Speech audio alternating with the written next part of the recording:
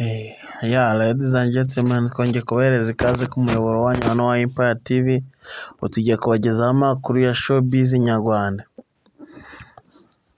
Kuko mubibona kwa ayo mafoto muri kubona umukire cyane we dusanzwe tuzi muri showbiz nyarwanda, simwamubwira muri comment, ariko reka muvuge, amwita Coach Gael. agiye gutanga bitangazwa ko agiye gutumira umuhanzi w'umunyamerika. Subwo umuhanzi muri kumukekara uwo muhanzi, ariko reka mubabwire nawe bamwita Chris Brown. Biri guteganya ko Coach Gael ashaka gutumira Chris Brown akaza mu Rwanda. Mbese mubona ubundi atumiye Chris Brown baje mu ihe stade Arena cyangwa na Amahoro Stadium? Ako nkatwe nk'uruhare rw'abanyamakuru nje ndi kubona azaja he muri Amahoro, kuko Amahoro ijagamo ibihumbi 40 kandi Chris Brown yaje mu Rwanda nkeka ko yakuzura kanarenga. Chris Brown rero kugira umutumire ugomba kuba wamuhaye miliyoni y'idolari. Miliyoni y'idolari rero Coach Gael yayagaruza cyane. Ati gute yayagaruza? Coach Gael ashobora kuja kudiringa na RDB kuko nifite inshingano za Visit Rwanda, bagakorana. Amaze gukorana agashaka n'agandi makampani gagiye gatandukanye gazamamaza muri ico gitaramo, nago gashoramo imari n'abiribwa nyine bizacuruzwa ubwo munsi, byose nyine agashora imari muri ico gitaramo cya Coach Gael. Amaze gushoramo imari rero ukumva amafaranga bagatangiye kugaruka hakiri kare. Noneho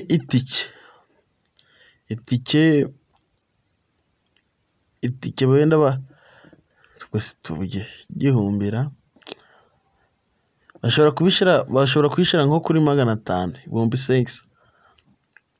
Urahita ukubona ibihumbi 6 hasanzwe, ahandi hasi nyine hashiriritse ibihumbi bagashiraho ibihumbi 6. Kandi ntekereza ko nyine nimba ari abantu bamufana banaza kubigira, wenda table zirenze agashira ku bihumbi 10 by'idolari. Ibihumbi 10 by'idolari rero ari hahandi muri VIP. Noneho muri VIP agashiraho nko ku bihumbi guhera nko kuri 50 kugera ku 100, bitewe n'ibyo urakonsuminga nyine. Arega iyo bari kuvuga bino ntimuje muragira wenda no kugira wa muhungu ni brand nini ya Danje. Hano ku isi ni brand ya Danje. Anaje mu Rwanda n'amahoteli nyine yararamo nago gagomba gupesa amafaranga, kuko hotel arayemo aba yasiza yamamaje. N'ibindi byamamara iyo bije akenshi birara aho umusitari wa Danje nawe yaraye, kuko ibyamamare bikunda kwigereranya cyane. Coach Gael kuba yatekereje kuri iyi projet yo gutegura kino gitaramo, agatumira umuhungu bita Chris Brown akamumanura i Kigali, byaba ari byiza cyane, kuko abantu benshi banakwishura ari amafaranga ntago ari abanyarwanda. Abanyarwanda ntago bakwishura ayo mafaranga ibihumbi 10 nangahe.